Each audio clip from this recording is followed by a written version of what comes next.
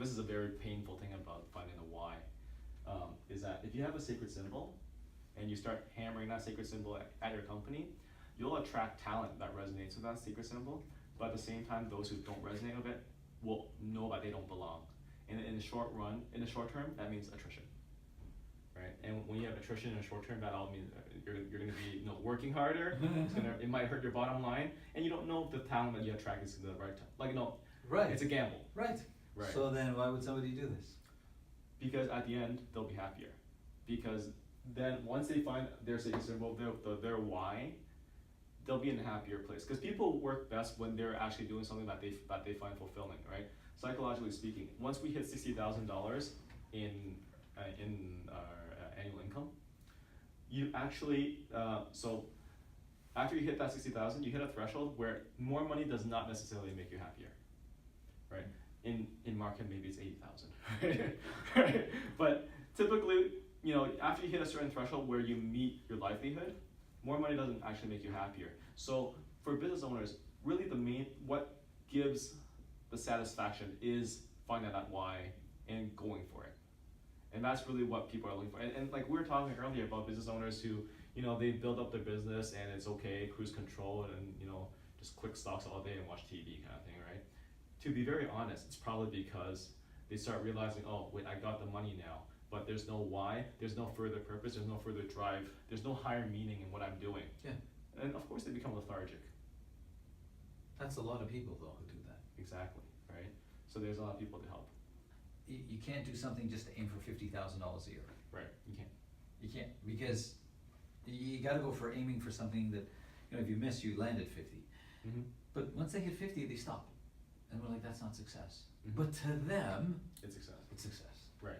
So right. the very definition of it, Mm-hmm. of success, of being Right. happier. Right. Somebody says, what do you mean I'm going to be happier? Mm-hmm. I'm happy now, trading stocks, Mm-hmm. watching movies. Right. You calling that lethargic, I'm calling that happy. Mm-hmm. Mm-hmm.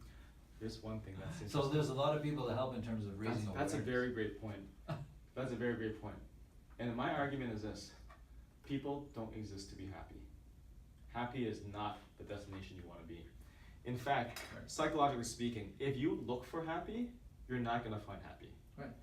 If you're looking for depression, if you're simulating depression, you will find depression, right? Right. But if you will yourself to be happy, you will never be happy. Right. So what is this then? What is then? We're getting to like higher questions now. Like what is the meaning of life kind of thing? Right? What is the purpose? Well, that's the why, right? Right. That's the one. But And they don't answer it. and there's actually, have you heard of the state of flow? State of Have I talked this about to you? So there's competency, how good you are at something, and there's difficulty. Right. Okay. When you are competent, right? If you're competent in something, and the state of flow is basically saying there is an optimal range in competency and difficulty. If you are too competent and the thing is not difficult enough, this is called boredom. Right? All you gotta do is staple the papers. That's all you do all day. That's gonna be boredom, right? If something is too difficult and you're not competent enough for that job, that's called anxiety.